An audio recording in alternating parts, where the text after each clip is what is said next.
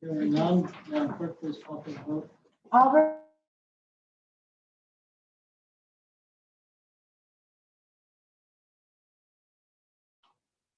I'd like to move to suspend the rules of order for citizens to speak on agenda items after each committee report. Can I get a second on that, please? Second. Second by Trustee Walter. Madam Clerk, please call for the vote. Albert, Yes. Brenner, Yes. Christensen, Garland, Spencer, Walter, Burns. Yes. Okay, finance and administration, bills over 1,000, I assume are being passed around for review. We'll put Westosha at the bottom of this. That's fine, That's yeah. okay. That's fine. Wisconsin DOT land acquisition. This has to deal with the property that's just to the west of Westosha Floral, same side of the street. That empty lot is owned by the village of Paddock Lake. In the reconstruction of Highway 50, they're seeking board approval to purchase roughly 7 feet worth of property from us for the road widening. I looked at the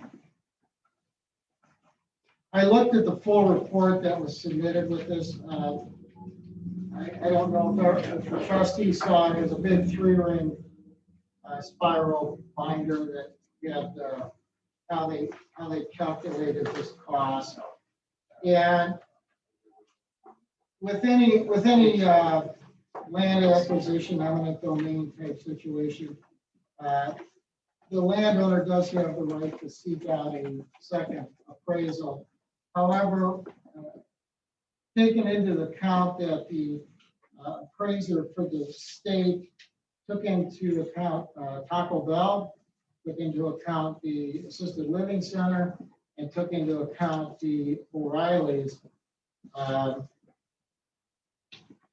which are the most recent land sales on Highway 50, specifically within the village.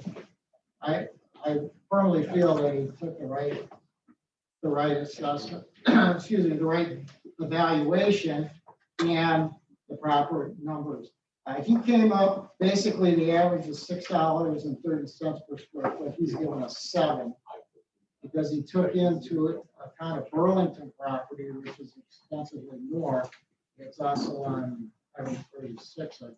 So a little different demographic, but so $7 per square foot. In addition to that, they're looking at paying us for limited easement use during the construction period. That property will be restored back to pre-construction condition. But this is paying the village $1,500 during the construction period to utilize that property. So I believe the total sum of this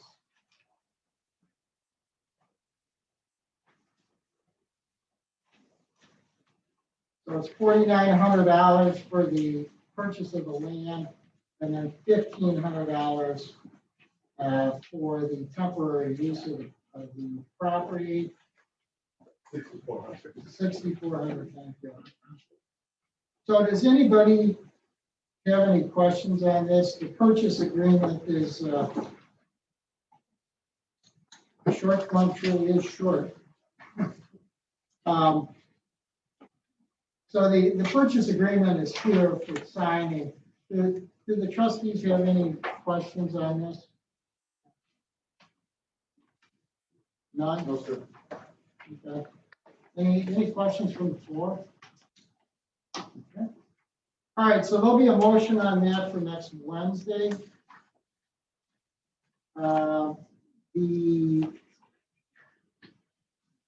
The petition for voluntary property attachment. This has to do with the property on Highway 83. It's currently it's owned by a church, I believe. It's the White Farmhouse. It's just north of Hartnell Chevrolet. That property has been purchased by their development. It's within our growth area, so they're certainly within their right to ask for attachment. The town of Salem, Village of Salem Lakes, because it is in our growth area under the boundary agreement, all we have to do is give them, notice that the attachment's going to occur, but they can't reject the attachment. How this property comes into play is, for years we've talked about a Quick Trip coming to town and possibly a Culver's coming to town.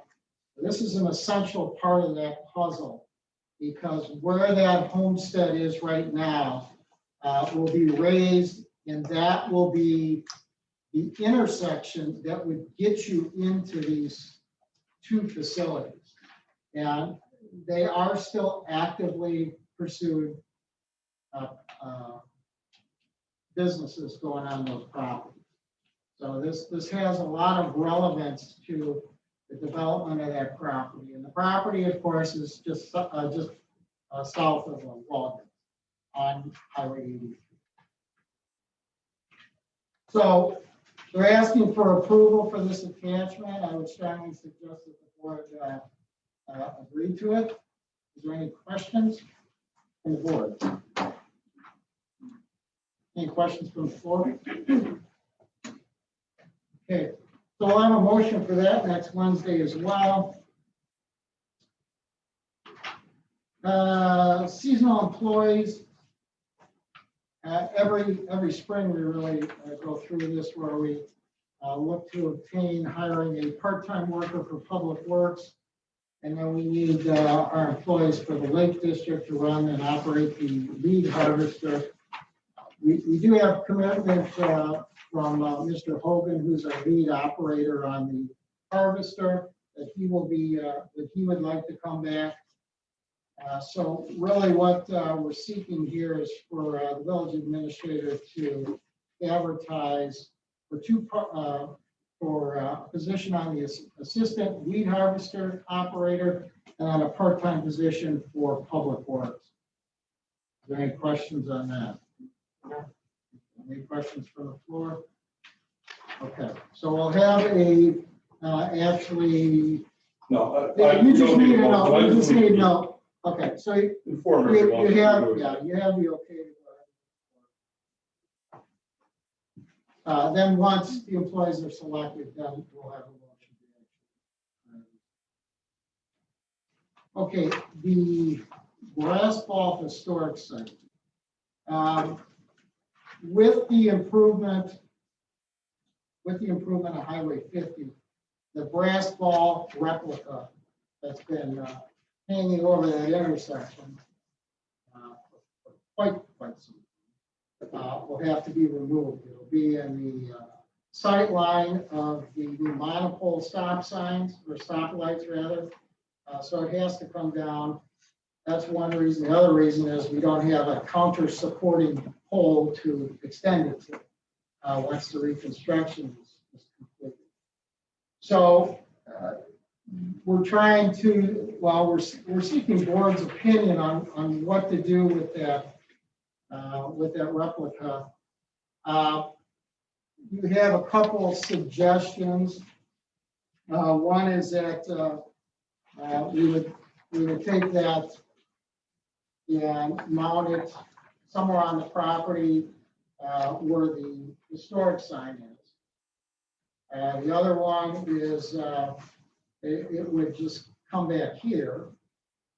And then the other suggestion is that we could donate it to the Brass Ball Plaza, Brass Ball Mobile, provided they're going to utilize it and display it as part of the historic nature of that corner. Brass Ball Mobile is where the original, the original rest stop was back in the day. So my suggestion is either do that, provided Brassball Mobile will utilize it and display it in a proper fashion, or that we locate it on the property. And that is basically because of how the sign reads. And the last line on the sign says, today a replica brass ball hangs nearby. When following through with the sign, I think it indeed needs to hang nearby, whether it's at the business at Kitty Corner or whether it's on that actual site. My preference would be that it hangs right on the site. That way people don't have to hunt it out. So the Brassball Corner sign was a wonderful idea, and I applaud the board when they did that. It's just there were some things that just didn't connect on the full implementation of it. And this will keep it on the grounds, and I just think this would be the better option. The downside of it is there's going to be expense. But we'll try and keep the expenses minimal as possible, but still put a nice visual piece for people to see. I mean, we still want people to be proud of that display there. So I think it's been estimated possibly $2,800.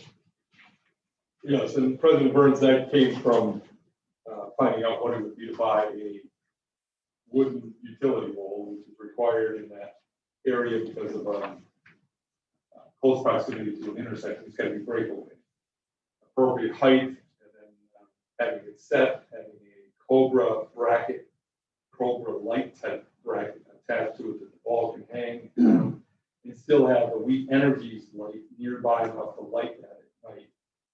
We Energies is not going to, I talked to someone today again, they are not going to allow us to place it on their utility pole. So we have to put our own utility pole in, hang the light on it, and then they would put their utility pole near the monument and the replica brass ball as a light pole for a light.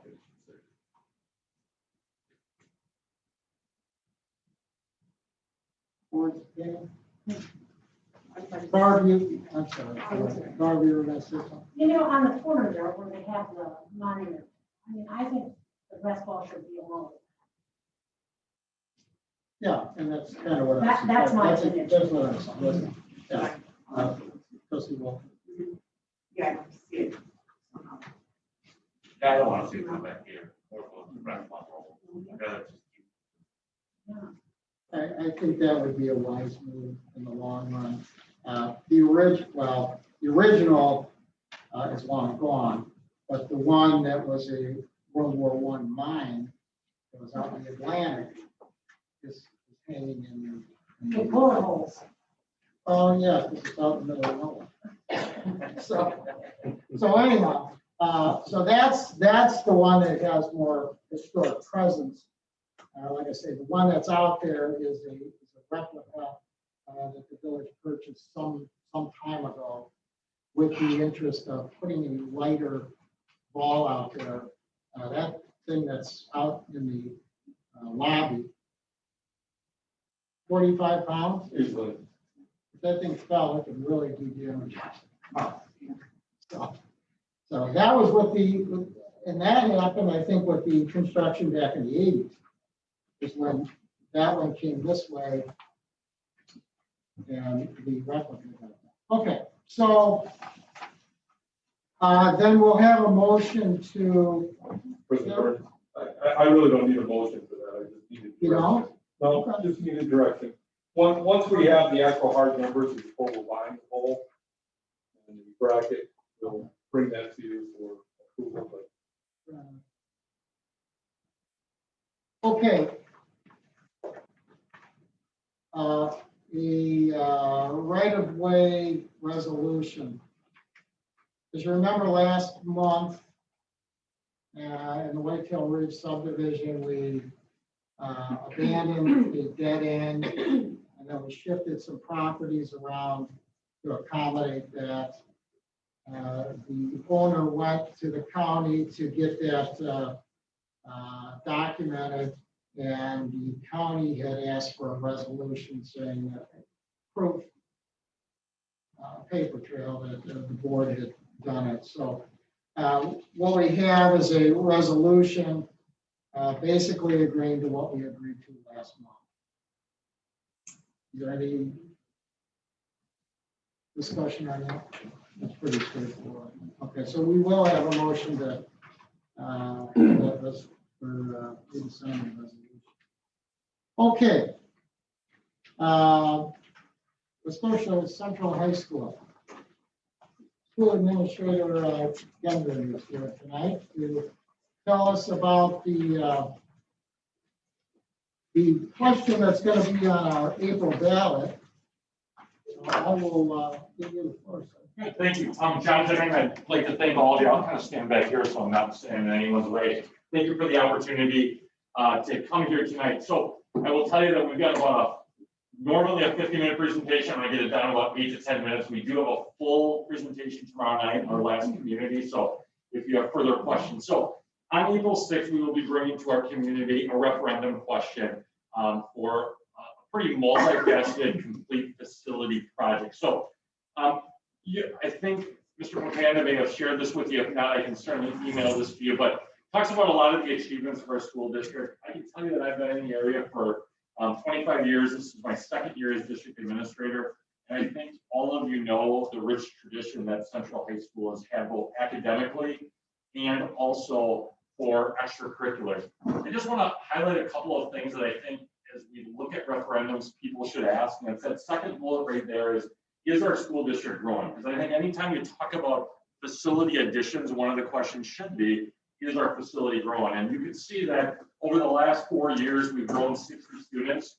We will be growing next year a minimum of about 30 to 35 students. So our current enrollment right now is 1,150. We are anticipating next year to be at about 1,185, pushing over 1,200 in a couple of years. So I think that's the first question that, people should be asking is, are we growing? Do we need these additional spaces? This just kind of talks about the different extracurriculars, music, drama, band opportunities that we have for our kids. And I think the third bullet there is probably the one that I'm really most proud of. When I started 2 years ago, and I forgot to introduce Cheryl Basinger, who is our Board of Education rep from Paddock Lake. And one of the things that the board challenged me to was make sure operationally we were in good shape. We had some big swings in our budget. I will tell you that our operational budget is a balanced budget. We actually kind of go by 2-year cycles. We have a balanced budget in both of the next 2 school years. But I think as you see school districts come out and say they need more operational funds, I can tell you that our district has done a great job living within our means. State funding, kind of, as you guys well know, there's caps and things of that sort. So we have a balanced budget. We will not be coming back out to our taxpayers in any time in the foreseeable future for any operational needs.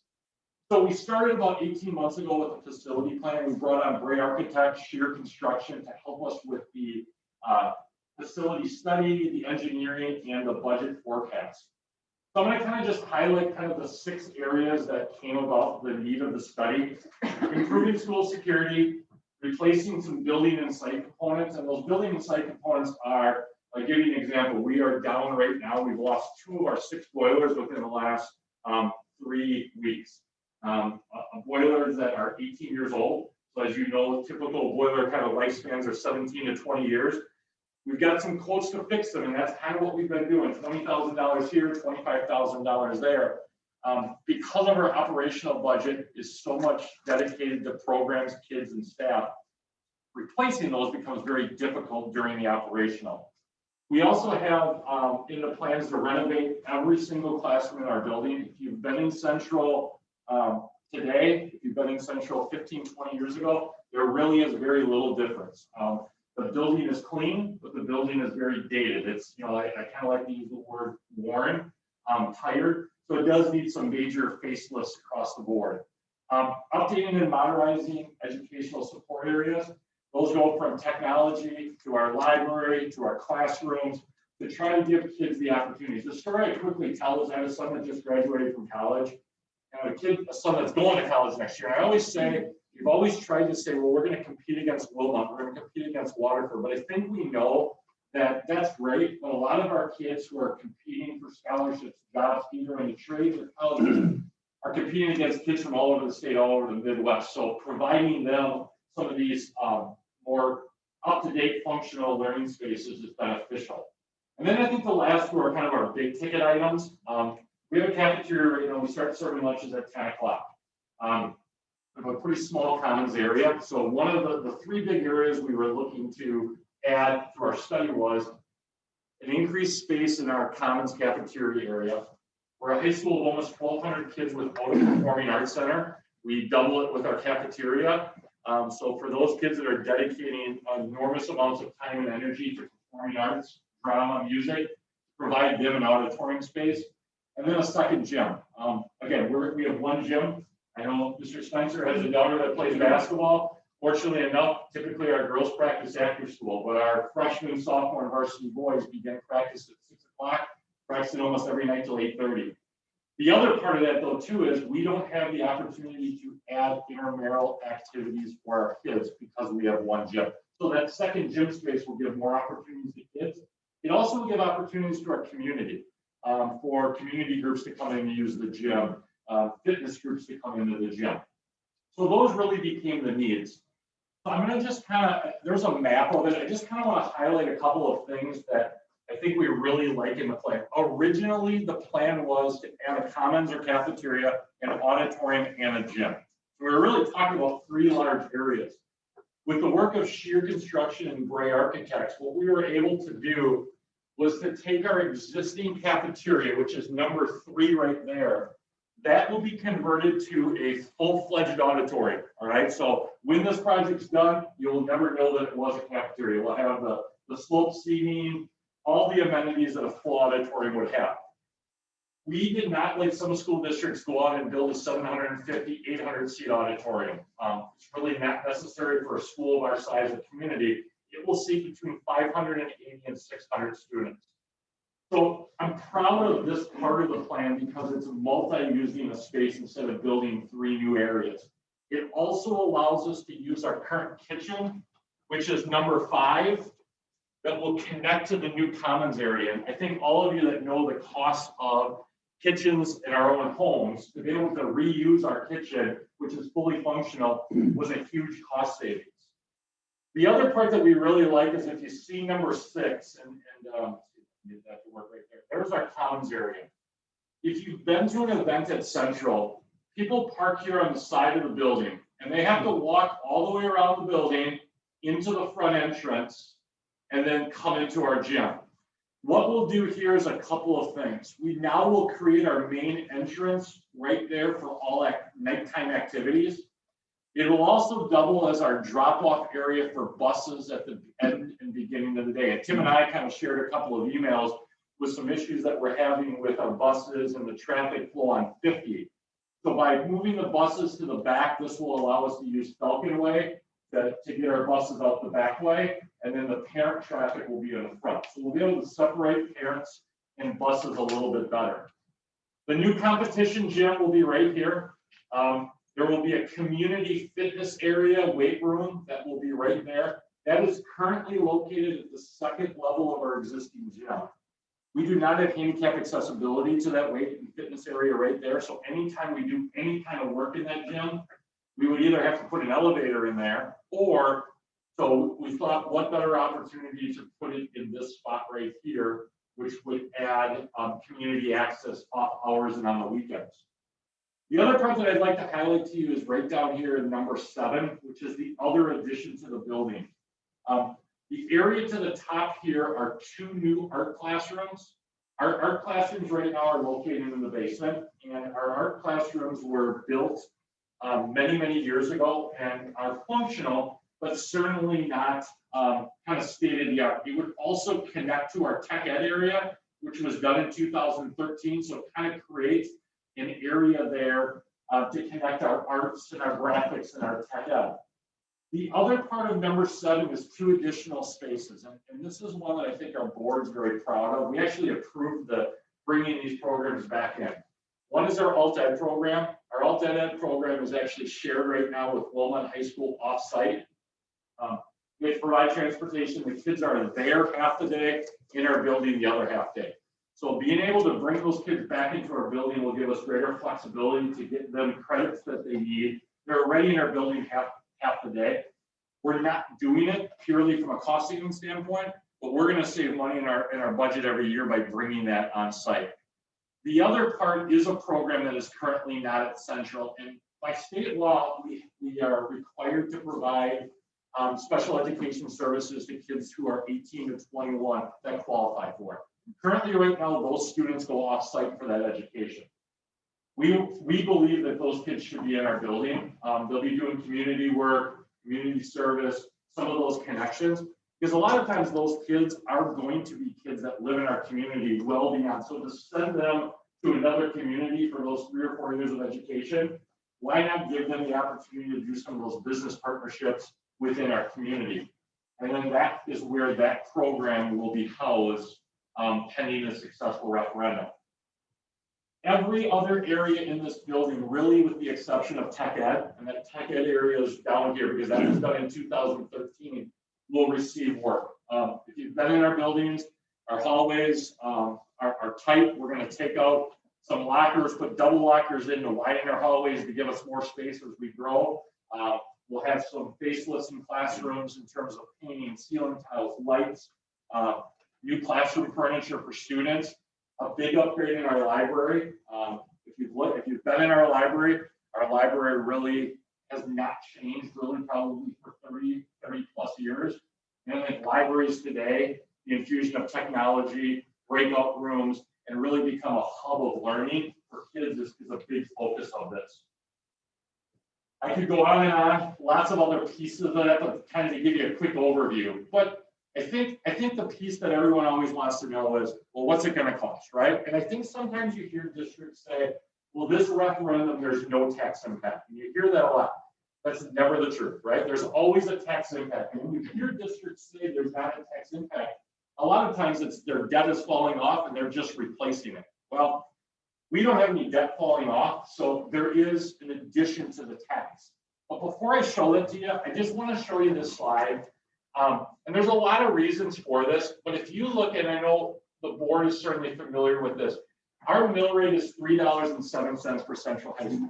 What that means is for every $1,000 worth of home value, you pay $3.07. So $100,000 home, $307 in taxes. If you compare that to the state average for union high schools, $3.23.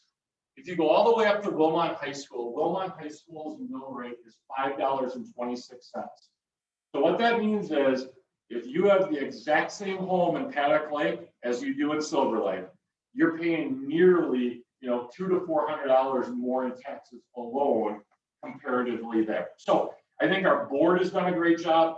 Obviously, we've seen a lot of growth in Western Kenosha County, which has helped our property value. So what it means is, if this referendum is successful on April 6th, $39.6 million, it's a 59-cent tax impact. And what that means is, if you break it down for a home, a $200,000 home, annual taxes, it's a 20-year borrowing, would go up $118 or $9.83 per month. Now, I will tell you that I am as confident can be in the middle of March that we are basing those on interest rates when we did this at between 3 and 3.25%. Interest rates are still significantly below that. We also base it on an equalized property value of a 4% growth. We've been averaging 8%. But when we stood in front of our community, we wanted to make sure that we could have been really aggressive and said taxes, we're going to use 2.5% for interest, and we're going to use 8% for equalized value, and said, hey, your taxes are only going to go up 39 cents. And we could have said that and probably could have been justified, but I don't think that's what our board is and what we wanted to do. We wanted to use what worst case scenarios of what it was so that we could stand in front of our taxpayers and say, here's the maximum it's going to go up. So if we pass this referendum, the mill rate projected for next year will be at $3.66. that is comparable to where the mill rate for Central was in 2017, 18, right there. So last but not least, probably the biggest question that I've got is, besides how does the taxes go, is they'll say, John, why are you going for a referendum in the middle of a global pandemic? Okay. And there's really kind of some answers to that. The first and foremost is, I'm going to start with the fourth bullet.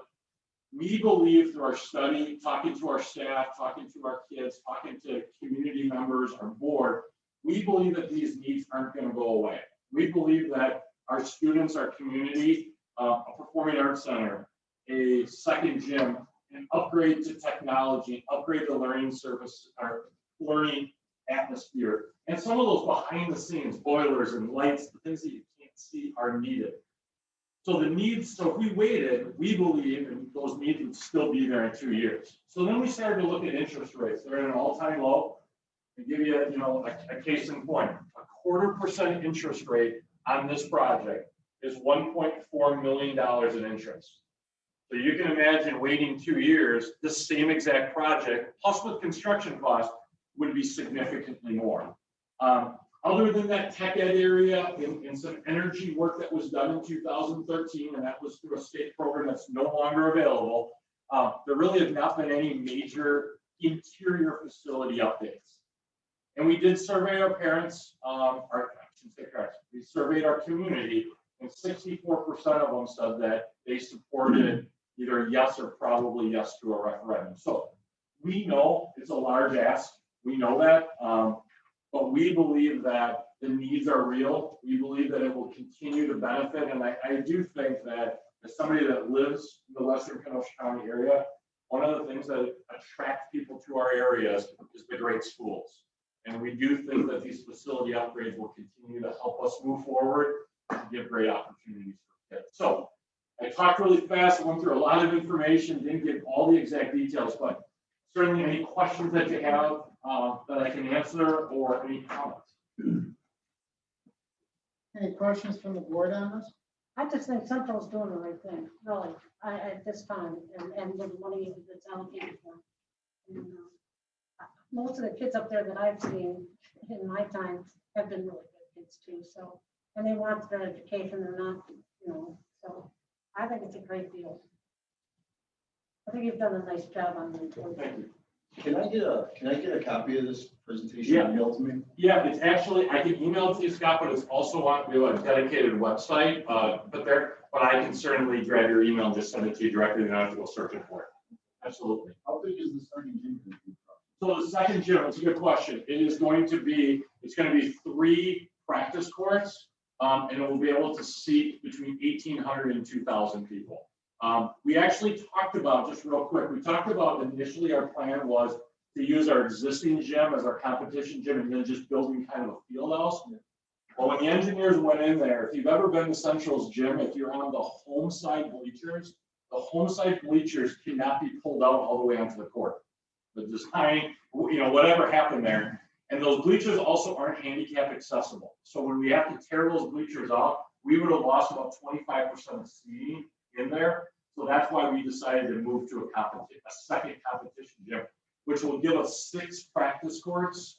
So it will give us the opportunity for everyone to practice after school, or sometimes the varsity team wants their own court. So if they decide to go late, we could have some intramurals or some other activities after school. So, good question. Any other questions from the board? There's just one thing I want to hit on. First of all, the outline of this, what you're doing, I think it's been needed for several years. I think converting a cafeteria to a performing arts in the mix of things, I think a dedicated spot is long overdue. I like the common area. I like the different drop-off situations. One thing I would ask you to take into consideration if you're going to use Falcon Way as an inlet outlet for buses, how they're going to intermix with traffic on 83, especially at certain times of the day. What's that? Pretty busy out there sometimes. That's my point. Yeah. That's my point. So just something to Sure. consider if seeing that that's your plan. The other thing I want to ask is or inquire about rather, you're at 39.6. Your assumptions are at 3.25%. Where are you getting 3.25%? Where's your intent of borrowing this money? I guess it's more pertinent question. Say that, I'm sorry. What's the source of your funding? Well, we'll put that out, it'll be bonds, we'll put it out to, we'll go through municipal bond sales, the board will decide on a vendor, but a contractor that will help us with the sale of those.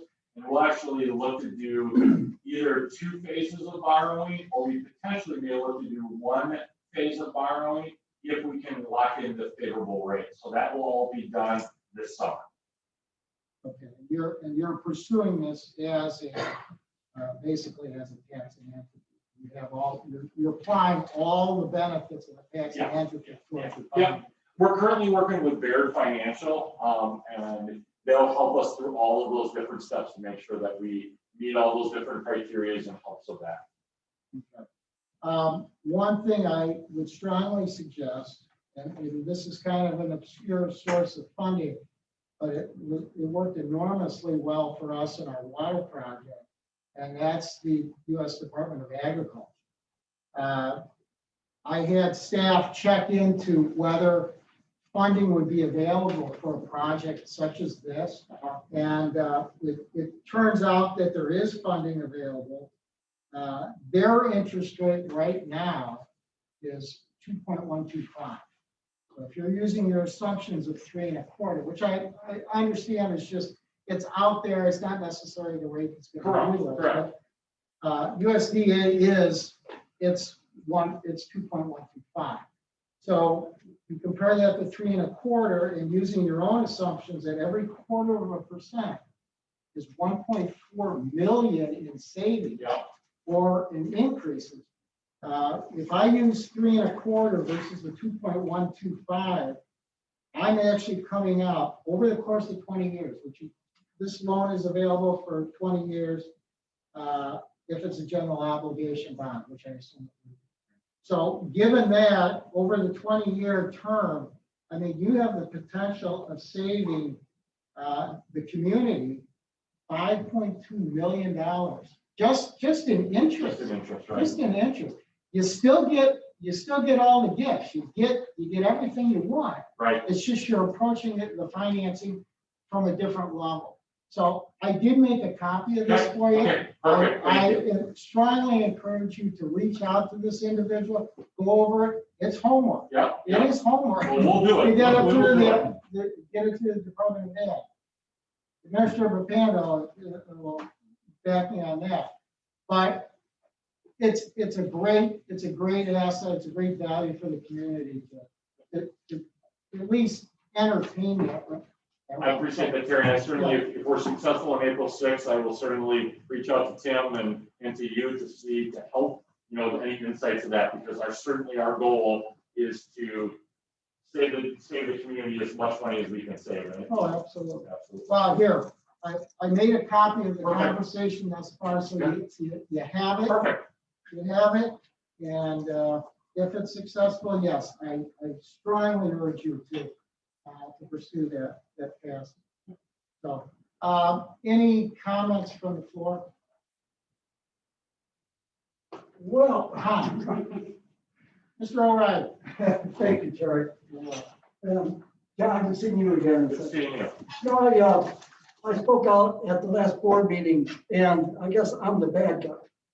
But I've been in this community 30 years, and really, I'm for a referendum. I'm for the amphitheater and gym and so forth. But I got to tell you, when they come out, the referendum business is big business, and the firms that are in this are in it with $39,600,000. That's the third largest referendum in the state. There's one up in Wausau at $148 million. It's been followed by Medford at $39 $1,900,000 and then Central. So it's big business. And I appreciate it. And these are good companies. And they do have on their, payroll and employees, a whole staff just guiding referendums. And that's what they do. And that's good business because it takes guidance and the council and coach people how to get these referendums through the system and so forth. We don't per se. We just have our school board and we listen to them and so forth. But after being here 30 years, and then this piece came out, and I was really disappointed, Whoever did this was, in my mind, very misleading. I'm going to show you why. And, I don't think it was John's, but I really think the board didn't do due diligence on this. Because I'm going to point out one thing on the second page. And maybe John made it, said here, no major building renovations or upgrades have been done for 25 years. You believe that? You believe that? Because my daughter was in school when they did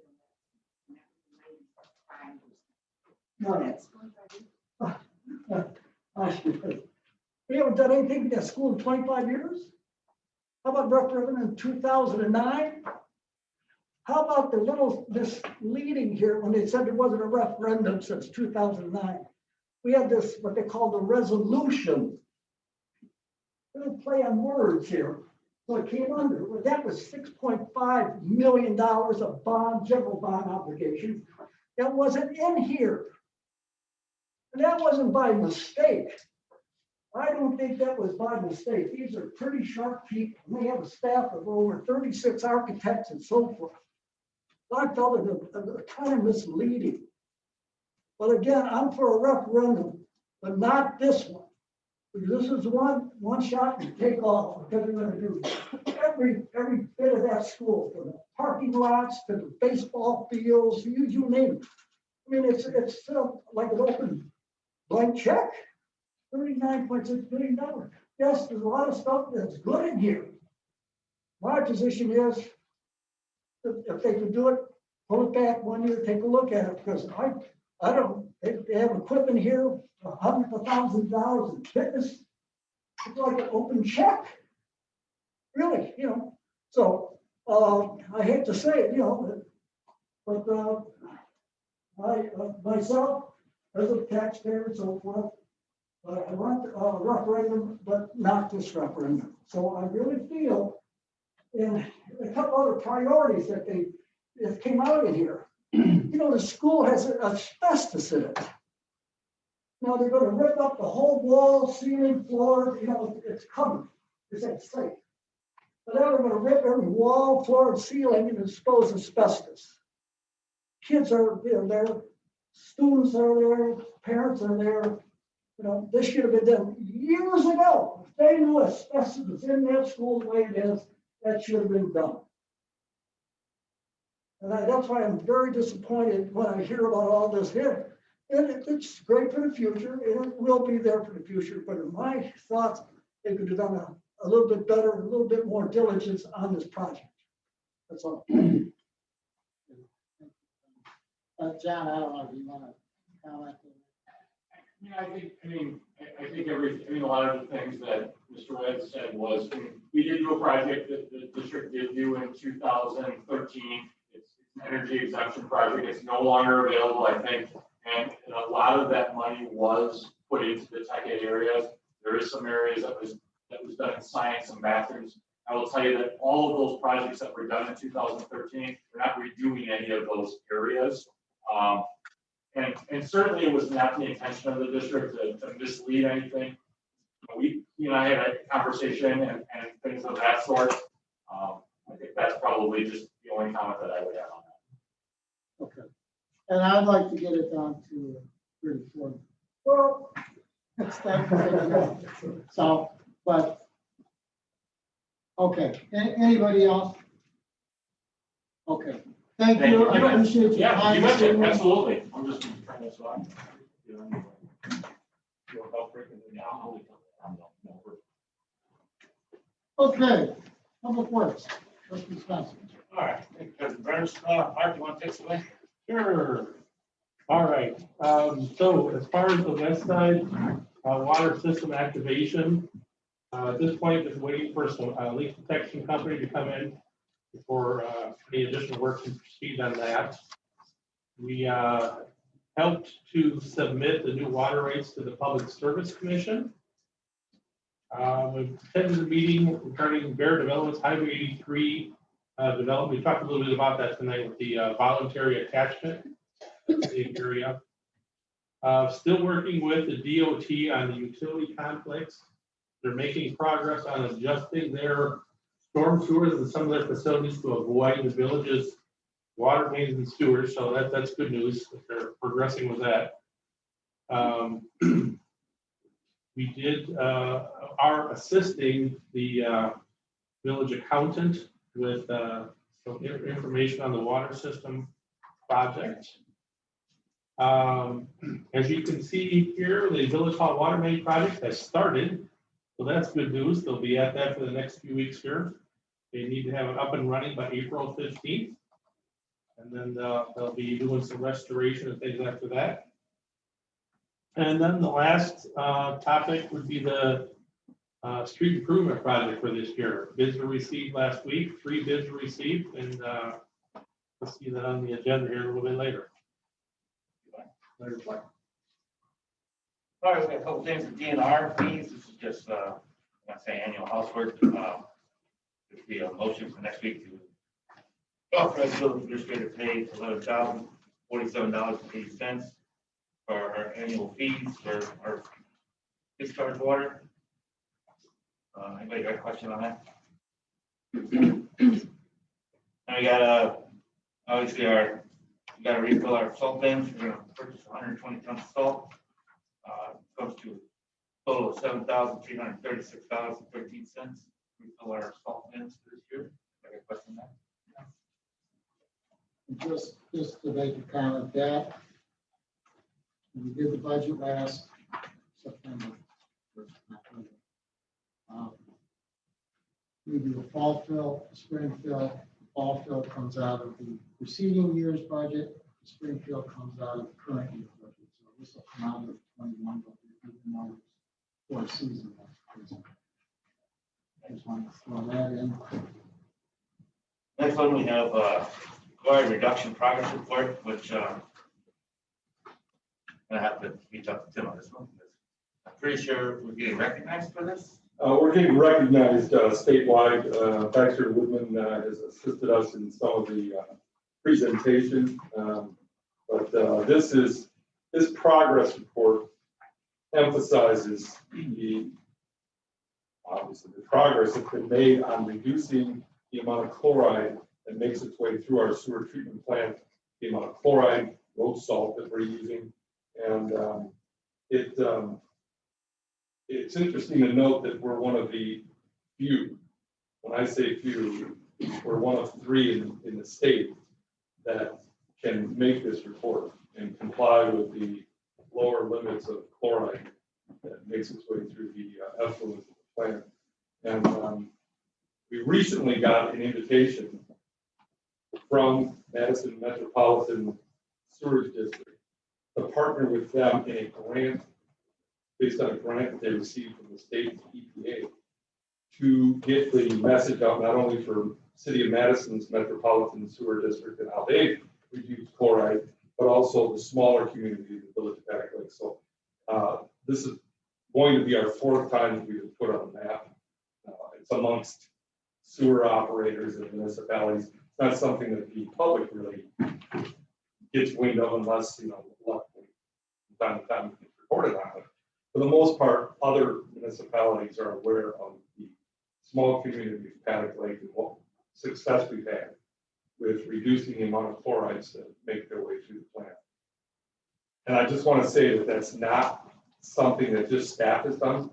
It's a progressive board that backs us in getting these things done so that we can get the optimization programs, the reduction programs, all these things that we're working on, public education, to get our residents, and that's the other part of the equation, is that our residents have done a wonderful job in reducing the amount of salt that comes from the water softeners that they're using on their sidewalks and their roads and so forth, parking lots, driveways.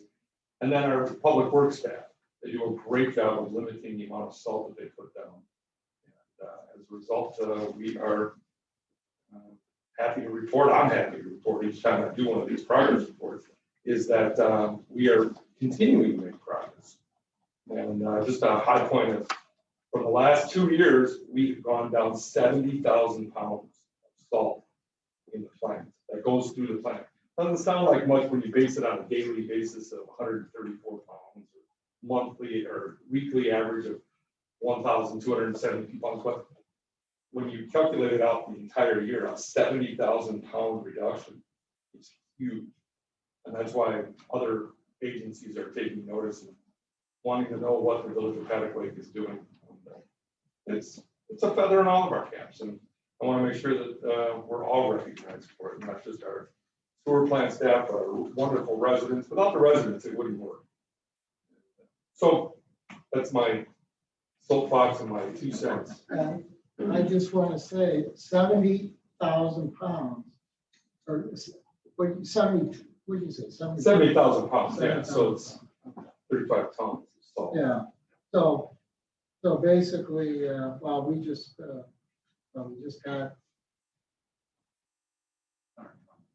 120 tons. So hopefully we'll be able to, months and years to come here, to express how much we've saved. I can tell you now that since 2009, we as a municipality, just on our road salt and labor to put the road salt down, we have saved upwards of $80,000 over that period of time. The amount of money we've saved in plant upgrades and treatment and so forth equates into millions of dollars. Otherwise, if we hadn't come up with this progress or this reduction plan, we would have been required to put a reverse osmosis system in our sewer plant. Can you imagine having our sewer water on its way out being treated as if it were coming out of a tap? So the cost would have been astronomical. We're fortunate enough that the EPA and the DNR have granted us this variance with the condition that we continue to show progress, and we have. We'll continue. We've only picked the low-hanging fruit, so to speak. We, with cooperation of our residents and the softener optimization program, where we can get someone, a professional water treatment contractor who works with our residents. Of course, it'd be entirely up to the resident to invite them in. But if we can get water softeners tuned up, the resident will use less salt. We'll see less salt making its way into the sewer system and down to our sewer plant. We'll even get better results as time goes on. And I just want to thank Administrator Piana and Asher Woodman for the report that we see. This is not a government fill in the blank form. This is something that they created on their own, which will aid in submitting the necessary documentation. So I thank the gentleman for doing that. All right, and the last thing is, actually kind of one that took me slightly by surprise when I read it earlier last week. Our 2021 road improvement project, they sent that out to bid. We were estimated to come in, it was going to cost the village $204,000. Bids came in, the lowest bid came in at $125,715. So that's it's a good cost savings. It's kind of shocking for most of us to know what construction costs come in at. It's very rare that you see them come lower. So next week we'll have a motion to approve contract from Hayman Dolan for $125,715. Anybody got a question on that? Comment. No. Just a couple comments.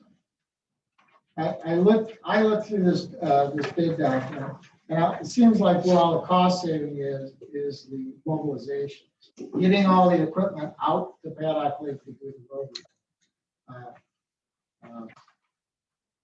I think that might have something to do with they also got awarded a bid in Salem Lakes, so everything's out here to begin with, so thank you Salem Lakes for awarding it to them, so we can award it to them.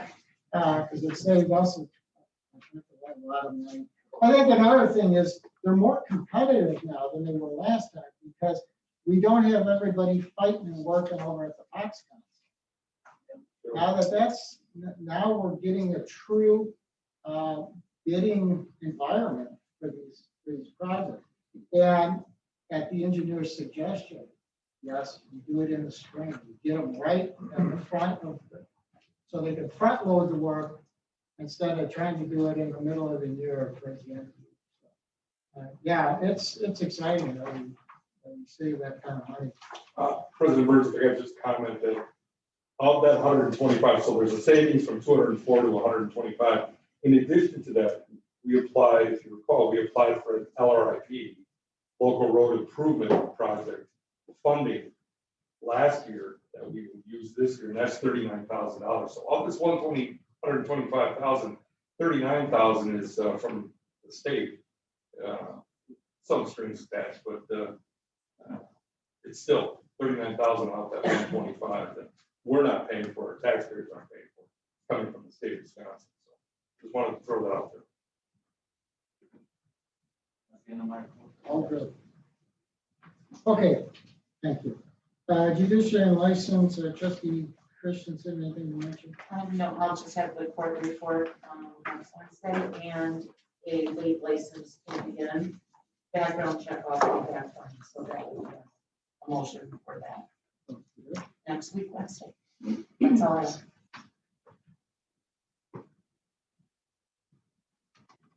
Police and fire, Trustee Walker.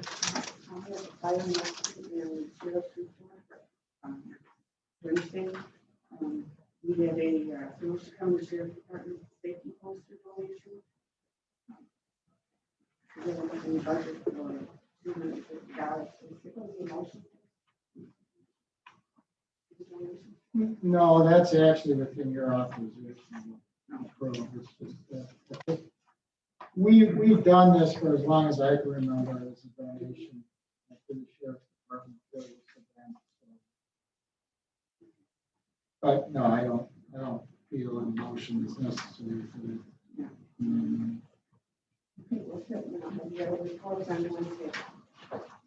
that. Just so everybody knows, the agenda item for the abatement of a nuisance vehicle, my understanding is that vehicle has been removed from the village, so it's no longer a concern. It's been moved to a property on 72nd Street. I'm teasing. It's gone, it's out of the village. Okay, health, welfare, and recycling, Trustee Garland. All right, thank you, President Burns. We got a few things going on this spring here. Starting April 19th through May 14th, we have the spring roadside yard waste collection. April 22nd, which is Earth Day, we are going to have the village spring cleaning day where residents go around the village and help clean up litter, garbage, pollution, anything that's left through all the snow from these past winters. So that's April 22nd. Arbor Day is scheduled for Saturday, May 1st. And looks like the bike parade is going to be back on Saturday, July 3rd this year. Any idea if there's gonna be, like in the past? Full flood. Full everything? We made sure the hot dogs outside, Gotcha. do everything outside, but I don't see why we wouldn't. Things are winding down, and I think it would be appropriate to have outdoor activity. Is something that's not on here, I might as well bring this up in terms of Saturday, July 3rd. The fireworks group is right now funded and planning to have the fireworks also on July 3rd, pending approval from, I believe, the county for What? Well, but it was the county that shut it down last July 3rd, so. If The park, county, the county park. just to clarify, the county didn't officially shut anything down, but the county, because of the ongoing pandemic at the time, had chosen to not allow large groups to congregate because of the pandemic situation. This year, I have talked to Matt Collins with in charge of the park, and he is very confident, certainly by July, that that type of restriction will not be in place. There may be signs urging people to use common sense as far as distancing, but they're not going to have the parks closed down. So with that being said, in order to put on the fireworks presentation, is now you have the facility that people can gather to watch. That was the stumbling block last year, is even though they still went on, but we didn't have a place to put it, so it kind of was like a closed event. So, Okay.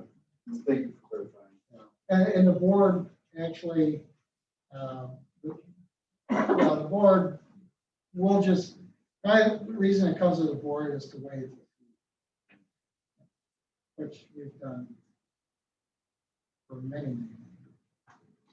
And then lastly, also that day, the PHLA is planning on hosting this year's bull parade. Well, that would happen before the fireworks. So last year we had a huge turnout. If I remember correctly, about 25 bulls, which is great. So hopefully that'll continue this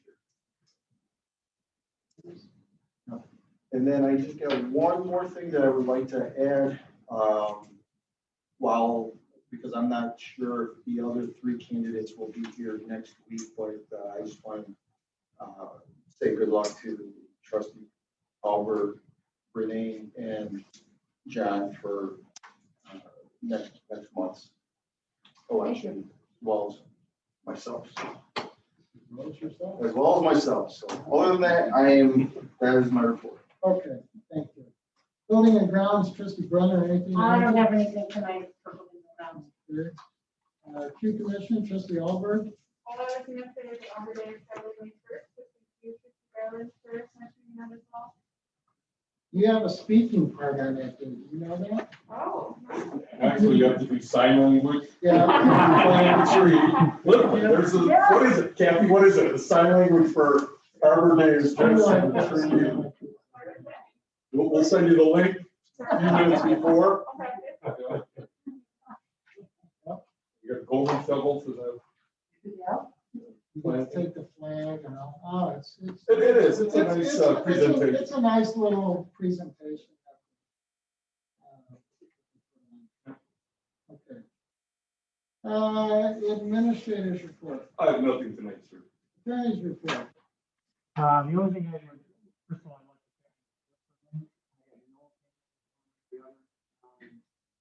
the referendum for the school district that I was present last night when Ellen's reported, I believe it was about $5 million bond for summer. And I believe the blended rate was 1.49% over 15 years. That's wonderful. That's it. Let's give them money away. No kidding. Okay, inputs and concerns from the board. I just have one. I'd like to thank Mr. Kenyon for coming up. I have been really involved with Central High School for the past 9 years, as many other board members have been in the past.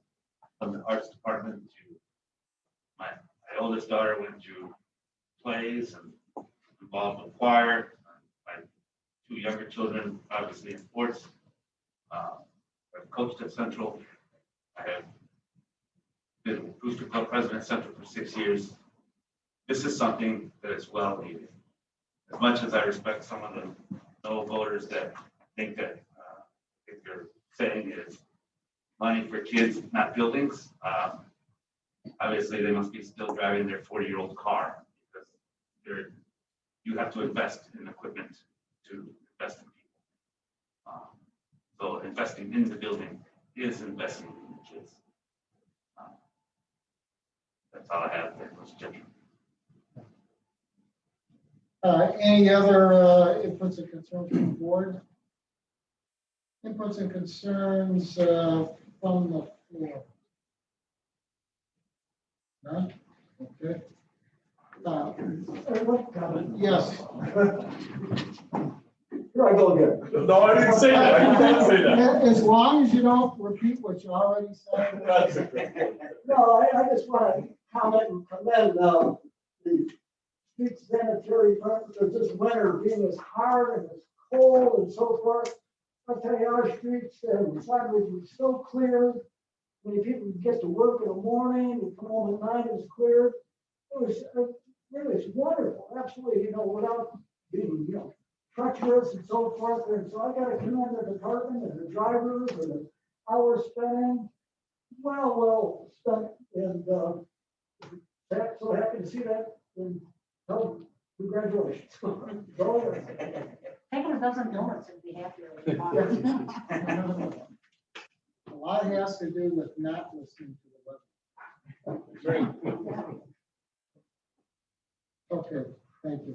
All right, we are going to go into closed session, so that's it for tonight. I think we all are attending. Thank you.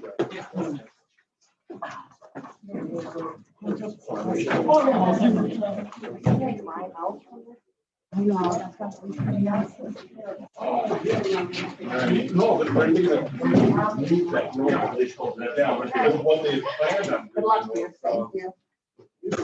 Thanks for no, that's okay. But what they plan on doing is that this is here's the Greek Orthodox. They had planned, and you're ball by the I know a little bit about that. They would have wasted that property. So they're back to asking. Yeah, we're certainly willing to do that.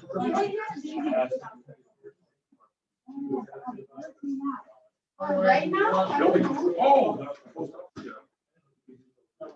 Here? It's nice. I certainly hope you said the same thing I do. Otherwise, it's going to be really ugly. I told them, look, it all comes across. You can't do that because people take. We do our parking lot and to get a collection system between the two properties And two, and convey it under our. are we going to get into ADA? So I told them, look, you're not All adding. you need to hear about is. You're not adding.